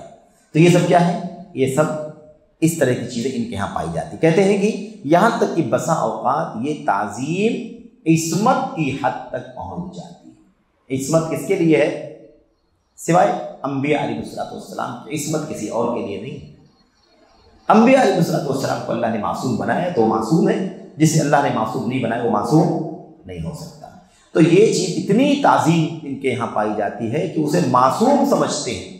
اسی لیے آج دیکھیے کہ لوگ اپنے اپنے فاؤنڈرز، اپنے اپنے بانیان، اپنے اپنی جماعتوں کے، اپنے اپنے فرقوں کے جو بڑی شخصیتیں ہیں، ان کے علماء ہیں یا ان کے قائدین ہیں، اپنے قائدین کے خلاف ایک لفظ نہیں سننا چاہتے۔ کوئی کسی نے نقد کر دیا، کسی نے کچھ لکھ دیا، ان کے منہج پر لکھ دیا، ان کے عقیدے پر لکھ دیا، ان کے فکر پر نقد کر دیا، رد کر دیا، تو بالکل زمین و آسمان ایک ساتھ کر دیتے۔ ایسا لگتا ہے کتنا بڑا گناہ کر دیا، جبکہ صبح شام قرآن کی مخالفت، سنت کی مخالفت، صحابہ کے راستے کی مخالفت کرتے ہیں، اس میں کوئی انہیں فکر نہیں ہوتی کہ غلط ہو رہا ہے۔ لیکن ہمارے کے خلاف، ہمارے عالم کے خلاف، ہمارے قائد کے خلاف، ہمارے رہبر کے خلاف، ہمارے شخص کے خلاف یہ کام کیوں کیا جا رہا ہے؟ تو تعظیم اس حد تک کہ ان کو گویا معصوم سمجھا جا رہا ہے کہ ان سے غلطی ہو ہی نہیں سکتی۔ کیوں نہیں غلطی ہو سکتی کہ نہیں ہو سکتی؟ تو آپ یہ بتائیے کہ ہاں یہ غلطی جو آپ بتا رہے ہیں الحمدللہ اصولی طور پر یہ صحیح ہے یا نہیں صحیح؟ صحیح ہے تو ٹھیک ہے، ہمارے یہاں معذرت خواہ ہیں، معذرت۔ اسی لیے اس سے پہلے بھی ہم نے اشارہ کیا تھا کہ یہ الحمدللہ اہل سنت والجماعت، اہل الحدیث، سلفیون کا یہ طریقہ وطیرہ امتیاز ہے کہ یہ اپنے علماء کی کتابوں کو ہی پڑھتے ہیں۔ اگر کہیں ان سے کوئی چوک ہوئی ہے، کوئی مسٹیک ہوئی ہے، کوئی غلطی ہوئی ہے، تو اس پر بھی وہ حاشیہ لگاتے ہیں، نوٹ لگاتے ہیں، یہاں فلاں سے یہ غلطی ہوئی ہے کیونکہ یہ موقف فلاں چیز کے خلاف ہے، فلاں آیت کے خلاف ہے، فلاں حدیث کے خلاف ہے۔ یہ امتیاز کس کو حاصل ہے؟ ہمیں، کیونکہ ہم شخصیتوں کو نبوت کا درجہ نہیں دیتے، معصوم نہیں سمجھتے، انسان میں غلطیاں ہم سے ہو سکتی ہیں۔ تو یہ ہے عین انصاف، یہ بھی منہج ہے، یہ بھی کیا ہے؟ یہ بھی راہ ہے سلف کی جس پر سب کو چلنا ضروری ہے۔ تو عصمت کی حد تک۔ دوسری بات، ان کی سوچ اور فکر نہایت تنگ اور محدود ہوتی ہے۔ ہم کسی کے ساتھ رواداری کہاں تک کرتے ہیں؟ سلفی اہل حدیث کسی کے ساتھ رواداری کہاں تک کرتے ہیں؟ جہاں تک اسلام اجازت دیتا ہے، آخری درجے تک رواداری، ٹالرنس، نرمی۔ عصبیت پر نہیں آتے ہیں کہ نہیں ہمارا آدمی نہیں ہے تو خلاص سے بات بھی نہیں کرنا، سلام بھی نہیں کرنا، نہیں۔ اسلام جہاں تک ان کے ساتھ رواداری کرنے کی، نرمی کرنے کی، ملنے جلنے کی اجازت دیتا ہے وہاں تک ہم کرتے ہیں۔ جہاں اسلام کی پابندی آتی ہے کہ نہیں یہ نہیں کر سکتے، ان کی مجلسوں میں بیٹھنا، ان کے یہاں ان کے ساتھ بیٹھ کر کے موافقت کرنا، ان کا ساتھ دینا، ان کی کسی فکر کی کوئی کام چل رہا اس میں جا کر کے شریک ہو کر کے زینت بننا، اس کی اجازت نہیں دیتا شریعت اس کی اجازت نہیں دیتی، اللہ کا دین اس کی اجازت نہیں دیتا، نہیں کر سکتے۔ لیکن جہاں تک ممکن ہے رواداری گنجائش اسلام میں وہاں تک ہم کرتے ہیں۔ لیکن ان کے یہاں کیا ہوتا ہے؟ حزبیوں کے یہاں، ان کے یہاں بڑی تنگی ہوتی ہے، بڑی محدود فکر ہوتی ہے ان کی، بس وہ ایک ہی نظریے پر قائم رہتے ہیں، جو نظریہ ان کا ہے، ان کی جماعت کا ہے، ان کے فرقے کا، ان کے مؤسس اور بانی کا ہے، بس اسی نظریے پر قائم رہتے ہیں، دوسری رائے کا کوئی احترام نہیں کرتے، چاہے وہ کتنی بھی مناسب اور درست رائے ہو۔ ہمارے یہاں کیا ہے؟ ہم آج بھی الحمدللہ دیکھو، حالانکہ دیکھا جائے تو یہ بھی ایک کمزوری جیسی چیز ہے کہ آج بھی بہت سارے لوگ یا بعض لوگ کہہ لیں کہ کوئی نقطہ، کوئی فکر اگر درست ہے مثال کے طور پر، تو اس حوالے سے بہت ساری باتوں کے ساتھ ساتھ کسی غیر منہجی کا بھی حوالہ دے دیتے ہیں۔ یہ رواداری ہے کہ نہیں رواداری؟ ورنہ اصول یہ کہتا ہے کہ جس کے یہاں منہج کا فساد ہے اس کا کوئی ریفرنس بھی نہیں دینا چاہیے۔ کیوں نہیں دینا چاہیے؟ اس لیے کہ ریفرنس دیکھ کر کے کوئی عام آدمی گمراہ ہو سکتا ہے کہ اس کا حوالہ دیا جا رہا ہے، ہمارے علماء نے اس کا حوالہ دیا، اس کا مطلب یہ ٹھیک ٹھاک آدمی ہے، منہج کا اچھا آدمی ہے، فکر کا اچھا آدمی ہے، تو اس کی وجہ سے انحراف آئے گا، غلط فہمی پیدا ہوگی، گمراہی آئے گی۔ اس لیے اصول یہ کہتا ہے کہ غیر منہجیوں کا کوئی ریفرنس، کوئی حوالہ بھی کوٹ نہ کیا جائے، چاہے صحیح بھی ہو، یہی اصول ہے۔ لیکن رواداری یہاں تک بھی بعض لوگوں کے یہاں، ہمارے علماء میں ہے کہ کہتے ہیں کوئی بات نہیں ہے، ٹھیک ہے منہج کا فساد ہے اس کے یہاں، لیکن یہ بات نقطے کی ہے، صحیح ہے، دلائل سے ملتی جلتی ہے، سلف کے اصول سے موافق ہے، اس لیے اس کو ذکر کر دیا گیا ہے کہ نہیں؟ تو یہ ہماری خصوصیت ہے۔ ان کے یہاں اتنی محدودیت اور تنگی ہے کہ یہ بالکل کسی کا تذکرہ ہرگز سننا گوارا نہیں کرتے۔ کوئی ریفرنس نہیں دے گا، کوئی ریفرنس اہل حدیث علماء کا دینا گوارا نہیں کرتا۔ اچھا، تو دوسری رائے کا کوئی احترام نہیں کرتے، خواہ کتنی ہی مناسب اور درست۔ نمبر 3، ان کے یہاں اپنی یا اپنی پارٹی کی غلطی کا اعتراف اور اسے رجوع بڑا مشکل اور ناگوار ہوتا ہے۔ آپ دیکھ لو کتنے برسوں سے ہے نا ہمارے بیچ کے جو فرقے ہیں، ہمارے بیچ کے جو جدید نئے طریقے، نئے جدید مناہج ہیں، ان کی کتابیں برسوں سے چھپ رہی ہیں، آج تک عقیدے کا انحراف موجود ہے، اسماء و صفات میں خرد برد موجود ہے، اسماء و صفات کا معنی، اس کی تشریح، اس پر عقیدے کی جو بنیاد ہے، سلف کا طریقہ کیا رہا ہے، اس کے سراسر خلاف ہے۔ لیکن آج تک کسی نے کوئی تعلیق نہیں لگائی، کسی نے کوئی نوٹ نہیں لگایا، کسی نے کوئی تنبیہ نہیں کیا۔ آج تک کتابوں کے اندر میرے بھائیوں بے سر پیر کے جھوٹے من گھڑت موضوع واقعات اور قصے موجود ہیں، آج تک کسی نے تعلیق نہیں لگائی کہ نہیں اس کو نکال کر کے الگ کر دیا جائے، کیونکہ یہ واقعات بے سر پیر کے، چاہے وہ مولانا مودودی کی تفہیم القرآن ہو، رسائل و مسائل ہو، یا مثال کے طور پر تبلیغ جماعت کا فضائل اعمال ہو، تبلیغ نصاب ہو، حفوات سے بکواس سے بھرا ہوا ہے۔ کتنی ساری چیزیں عقیدے کے خلاف، منہج کے خلاف، اسماء و صفات کے خلاف، ضعیف اور موضوع روایتیں جس میں عقیدے کا فساد آتا ہے، اللہ کے نبی صلی اللہ علیہ وسلم کی شان میں، آپ کی سیرت میں بہت ساری باتیں ایسی کہی جاتی ہیں جس کی کوئی گنجائش سلف کے راستے پر نہیں ہے۔ لیکن آج تک کیا ان میں سے کسی نے، ان فرقوں میں سے کسی شخص نے یہ ہمت کی کہ ہاں وہ اپنے علماء کی کتابوں پر کوئی تعلیق لگائے، کیونکہ وہ کتاب و سنت کے سلف کے راستے کے خلاف ہے؟ آپ کو کوئی مثال نہیں ملے گی۔ سمجھ رہے ہیں نا؟ یہ تو ان کے یہاں یہ بڑا مسئلہ ہے کہ غلطی کا اعتراف اور رجوع کرنا اس سے بڑا مشکل اور ناگوار ہوتا ہے، کیونکہ ان کا نظریہ یہ ہوتا ہے، یہ دیکھو نظریہ، یہی فکر کا مسئلہ ہے، عقیدے سے مطلب جڑا ہوا ہے، کیونکہ ان کا نظریہ یہ ہوتا ہے کہ اعتراف حق کے نتیجے میں، یعنی حق کا اگر اعتراف کر لیں گے، حق کو تسلیم کر لیں گے، مان لیں گے، تو اس کے نتیجے میں ان کے اور ان کی پارٹی کے سلسلے میں لوگوں کا اعتبار ختم ہو جائے، یعنی پارٹی بچانے کی فکر۔ کیا بچانے کی فکر؟ پارٹی بچاؤ، اپنی شخصیت بچاؤ، اپنے بڑے کو بچاؤ، ورنہ اگر یہ کہہ دیا جائے گا کہ ان سے غلطی ہوئی ہے تب تو اعتبار ہی ختم ہو جائے۔ ارے یہ کیا ہے اس جماعت کے اندر؟ یہ دیکھو کل یہ تھا، آج اس کے خلاف بات لکھی جا رہی ہے۔ یہ دیکھو ان کو تو ہم بہت بڑا سمجھتے تھے، مجدد سمجھتے تھے، اور ایسی ایسی غلطیاں ان کے یہاں پائی جاتی۔ تو یہ اپنی دیوار بچانے کے لیے 1.5 انچ کی ہے نا، اپنی دیواریں بچانے کے لیے کیا کرتے ہیں؟ یہ اس کے لیے اعتراف حق نہیں کرتے، جبکہ اہل سنت، سلفی، اہل الحدیث کا منہج کیا ہے؟ شخصیتوں کی، میرے بھائیوں، تقریب، شخصیتوں کی تعظیم، شخصیتوں کا احترام ضرور ہے، لیکن یہ ایک دائرے تک ہے۔ اگر ان سے حق کا راستہ، حق کی راہ اگر رسی چھوٹ جائے کہیں مثال کے طور پر، تو بلا تعمل اس کی اس حقیقت کو واضح کرتے ہیں۔ یہاں ان سے غلطی ہو رہی ہے، یہاں ان سے چوک ہو رہی ہے، الحمدللہ۔ آپ کو اس کی ایک مثال بتاؤں، بڑی مثال بتاؤں، بہت بڑی مثال۔ حالانکہ یہ مثال جو ہے نا، یہ ان غیر منہجیوں کے لیے بہت بڑا مٹیریل ہے، کیا کہتے ہیں اس کو، بہت بڑا حربہ ہے ان کے لیے۔ لیکن اعتراف حق ہم بیان کرتے ہیں، اعتراف حق۔ حافظ ابن حجر رحمۃ اللہ علیہ، فتح الباری کے مصنف اور بہت ساری کتابوں کے مصنف، کئی 100 کتابوں کے مصنف، شیخ الاسلام۔ میرے بھائیو، حافظ اگر کہا جائے، حافظ نے کہا تو پوری دنیا میں سب کا نام کہاں، سب کا ذہن کہاں جائے گا؟ حافظ ابن حجر رحمۃ اللہ علیہ کی طرف، کیونکہ لفظ حافظ ان کی شخصیت کے ساتھ بالکل چپک چکا تھا، چسپاں ہو چکا تھا۔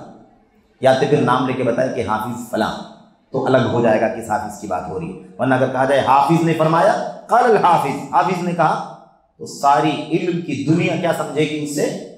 حافظ ابن حجر رحمۃ اللہ علیہ۔ تو حافظ ابن حجر رحمۃ اللہ علیہ نے سے فتح الباری کی شرح میں، صحیح بخاری کی شرح فتح الباری میں کچھ منہجی ہے نا غلطیاں ان سے سرزد ہو گئیں، جس ماحول میں وہ رہے پلے بڑھے، مصر اور اسقلان وغیرہ کے علاقے میں، بعض غلطیاں ان سے صادر ہوئیں فتح الباری میں، یعنی صحیح بخاری کی شرح میں۔ کہیں انہوں نے مطلب کسی کا قول کوٹ کر دیا، نوٹ کر دیا، اس کے اندر کچھ غلطی تھی، ہے نا، اور کہیں انہوں نے خود اپنی بات لکھی، اس میں ملاحظہ تھا۔ الحمدللہ سلفیت کا امتیاز ہے کہ وہ حق سے اوپر کسی کو نہیں سمجھتے، وہ حق سے شخصیتوں کو پہچانتے ہیں، شخصیتوں سے حق کو نہیں پہچانتے۔ ان کے ہاں بنیاد حق ہے، حق پر چلنے والا حق پرست ہے۔ ان کے ہاں شخصیتیں نہیں ہیں کہ یہ شخصیتیں حق ہوں، جو ان کو فالو کرے گا وہ حق پر ہوگا۔ تو حق یہ ان کے ہاں اصل ہے، بنیاد ہے، اس سے جو جڑا ہوا ہے وہ حق پرست ہے، اس سے جو دور ہے وہ حق سے دور ہے، یہ ان کے یہاں اصول اور معیار ہے۔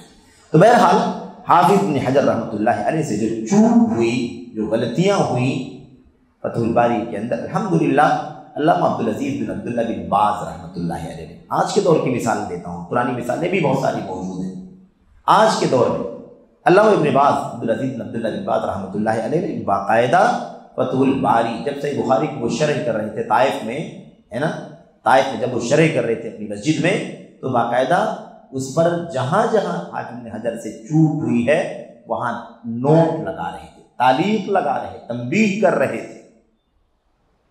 3 جلدوں تک وہ پڑھاتے رہے اور شرح کرتے رہے اور وہاں تعلیق لگاتے رہے، اور اس کے بعد علامہ ابن باز رحمۃ اللہ علیہ کی وفات تو خیر بعد میں ہوئی، لیکن اس کے بعد سے وہ کنٹینیو نہیں کر سکے، صحت ساتھ نہیں دیتی تھی، حالات ساتھ نہیں دیتے تھے، تو سلسلہ وہ رک گیا۔ لیکن اس کے بعد علامہ عبدالعزیز بن عبداللہ بن باز رحمۃ اللہ علیہ نے اپنے شاگرد جامعۃ الامام کے پروفیسر استاذ ڈاکٹر عبدالرحمن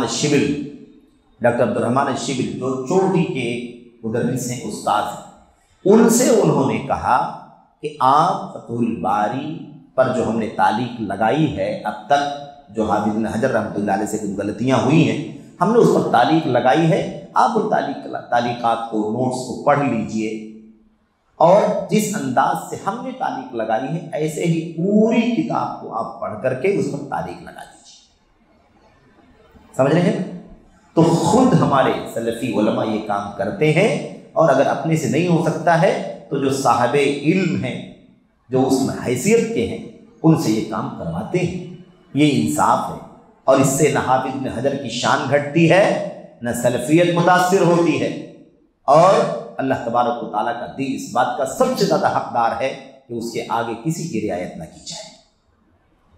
الحمدللہ وہ تعلیقات فتح الباری جب دوسرا ایڈیشن شائع ہوا تو اس ایڈیشن پر اس تعلیق کو نیچے حاشیے میں ڈال دیا گیا، تاکہ جو بھی اسے پڑھے تو پڑھنے کے دوران حاشیے کے نیچے دیکھ لے کہ یہاں پر ابن حجر رحمۃ اللہ علیہ سے اس مسئلے میں چوک ہوئی ہے، اس مسئلے میں غلطی ہوئی، اس مسئلے میں غلطی ہوئی ہے۔ اور بعد میں پھر بعض لوگوں کی رائے آئی کہ اس کو الگ سیپریٹ کر کے کتاب کی شکل میں بھی شائع کر دیا جائے، تو الحمدللہ اسے سیپریٹ کتاب کی شکل میں بھی شائع کر دیا گیا۔ التنبیہ علی المخالفات العقدیہ فی فتح الباری، التنبیہ علی المخالفات العقدیہ فی فتح الباری کے عنوان سے کتاب عربی میں چھپی ہوئی ہے، اور الحمدللہ کئی سالوں پہلے ہم نے اس کا اردو ترجمہ بھی کیا تھا۔ اس کے پیچھے بھی مقصد یہی تھا کہ جو لوگ فتح الباری نہ پڑھ سکتے ہوں، اردو شرحوں کا مطالعہ کرتے ہوں، ان کے سامنے یہ اردو کتاب رہے، تاکہ کم از کم وہ طلبہ کو بتا سکے کہ یہاں عقیدے کے اس مسئلے میں چوک ہوئی ہے۔ کتابی شکل میں تو شائع نہیں ہوا ترجمہ، لیکن کسی میگزین میں مسلسل کئی سالوں تک قسط وار سلسلہ وار چلتا رہا، شاید آگے کتاب کی شکل میں بھی شائع ہو رہے ہیں۔ تو خلاصہ کلام یہ ہے سلفیت کا امتیاز۔ آخری بات، چوتھی بات یہ ہے ان کے یہاں کہ حزبیوں کے یہاں عجب یعنی اونچا پن، اپنے آپ میں اونچا پن کا اظہار، عجب بڑک پن، خود نمائی اور نفس کی برتری پائی جاتی ہے، اور اس کے بالمقابل ناحق دوسروں کی ناقدری، بے عزتی، تحقیر اور ان کے آرا کی توہین پائی جاتی ہے، کیونکہ ان کا معیار محض اپنی اور اپنی پارٹی کی موافقت ہوا کرتی ہے۔ یعنی ان کا یہ سوچنا ہوتا ہے کہ آپ لوگوں کا تو کوئی ڈر رہا ہی نہیں ہے، آپ لوگ تو نہ جانے کہاں چل رہے ہیں، کس فکر کے ساتھ جڑے ہیں، آپ لوگ تو آزاد ہیں۔ یہ دیکھو ہمارے پاس ایک پوری جماعت ہے، اپنی جماعت سے جڑے ہوئے ہیں، ہمارا یہ فکر ہے، ہمارا یہ نظریہ ہے، اس لیے وہ دوسروں کو حقارت کی نظر سے دیکھتے ہیں کہ آپ کا تو کوئی ٹھکانہ ہی نہیں۔ اسی لیے جب کوئی پوچھتا آپ کا مسلک کیا ہے، آپ کا کس سے تعلق، اگر ہم کہہ دیں کہ نہیں ہمارا تو کسی مسلک سے تعلق نہیں، ہم تو سارے مسلک سے الحمدللہ علم حاصل کر کے جو کتاب و سنت کے قریب ہوتا ہے اس کے مطابق عمل کرتے ہیں، تو کہتے ہیں ارے یہ کون سی بات ہے، یہ کون سا، ایسے کیسے آپ کسی مسلک سے نہیں جڑے ہیں، ایسے کیسے آپ کسی فکر سے کسی فرقے سے نہیں جڑے ہیں، یعنی تعجب کرتے ہیں لوگ کہ آپ کسی مسلک سے وابستہ نہیں۔ تو یہ عجیب و غریب بات ہے۔ پانچویں بات یہ ہے کہ یہ دوسروں پر ظلم و زیادتی کرتے ہیں اس طور پر کہ ان کے ہاں دو پیمانے پائے جاتے ہیں، دو پیمانے، اپنے اور اپنے حامیوں کے لیے الگ پیمانہ اور دوسروں کے لیے الگ پیمانہ۔ اپنے والوں کو آخری دم تک ان کے خلاف زبان نہیں کھولیں گے، ایک نہیں 1000 غلطیاں ان سے ہو جائیں، اور دوسرے سے اگر معمولی سی چوک بھی ہو جائے نا تو اسے اچھال کر کے ساری دنیا میں عام کر دیتے ہیں۔ یہ انصاف نہیں ہے، انصاف نہیں ہے۔ بہرحال تو کیا کہا، کہتے ہیں اپنے اور اپنے حامیان کے لیے الگ اور دوسروں کے لیے الگ۔ اسی کے نتیجے میں وہ اپنی پہاڑ جیسی غلطیوں کو بھی ہضم کر جاتے ہیں، جبکہ دوسروں کی معمولی غلطی کو بھی خاص و عام میں نشر کرتے ہیں، خاص و عام میں نشر کرتے ہیں، اور نصح و خیر خواہی کے بجائے اس سے خوش ہوتے ہیں۔ یعنی خیر خواہی کا جذبہ ہونا چاہیے، خیر خواہی کا جذبہ ہونا چاہیے، لیکن نہیں، وہ اس سے خوش ہوتے ہیں، مزہ لیتے ہیں، ٹھٹھا کرتے ہیں، کھلی اڑاتے ہیں۔ عام طور پر ان کا نظریہ، ان کا طریقہ یہ ہے۔ اچھا، چھٹی اور آخری بات یہ ہے کہ یہ لوگ اپنی ذاتی مصلحت کو مقدم رکھتے ہیں، اسی کو بنیاد سمجھتے ہیں، خواہ اس شرعی مصلحت کے خلاف ہی ہو، ذاتی مصلحت کو ہرگز وہ نظر انداز نہیں کرتے۔ تو یہ چند باتیں ہیں جو حزبیوں کے یہاں پائی جاتی ہیں۔ تو آج کے اس درس میں جو بات آئی، پوری بات کا خلاصہ یہی ہے، حزبی کیوں، حزب کیا ہے، حزبیت کیا ہے، حزبی کون لوگ ہوتے ہیں اور ان کا طریقہ کیا ہے، اور ان کی صفات اور ان کی خوبیاں کیا ہیں۔ یہ باتیں آپ کے سامنے پیش کی گئیں، اور اس کے حوالے سے آگے لکھی ہوئی ہیں، آپ وہاں سے بھی دیکھ سکتے ہیں، رجوع کر سکتے ہیں۔ تو خلاصہ کلام یہ ہے کہ یہ چیز جو ہے بڑی ہی اہم ہے، بڑی ہی نازک ہے، اور اس سے یہ نظریہ سمجھ میں آتا ہے کہ یہ جو فرقہ بندی چل رہی ہے، یہ ہم کہتے ہیں نا کہ جلدی یہ لوگ حق کے قریب نہیں آتے۔ اس کی وجہ یہ ہے کہ ان کا ایک بہت خاص طور طریقہ ہے جس پر وہ چلتے ہیں، اس سے نکلنا وہ نہیں چاہتے۔ اگر دلوں میں کشادگی ہو، حق کی تلاش کرنے اور حق کو قبول کرنے کے لیے دل کھلا ہوا ہو، بڑی آسانی سے آدمی حق کو قبول کر لے گا۔ لیکن اپنی چہار دیواری سے باہر نہیں نکلنا چاہتے، نکلنے نہیں دینا چاہتے، اس طرح کا ماحول بنایا جاتا ہے۔ اللہ سے دعا ہے کہ اللہ تبارک و تعالیٰ لوگوں کے دلوں کو حق کے لیے کھول دے، ان کے سینوں کو اللہ تبارک و تعالیٰ حق کے لیے روشن کر دے۔ آمین رب العالمین۔ صلی اللہ علیہ وسلم وبارک علی نبینا محمد وعلی آلہ وصحبہ اجمعین۔ السلام علیکم ورحمۃ اللہ وبرکاتہ۔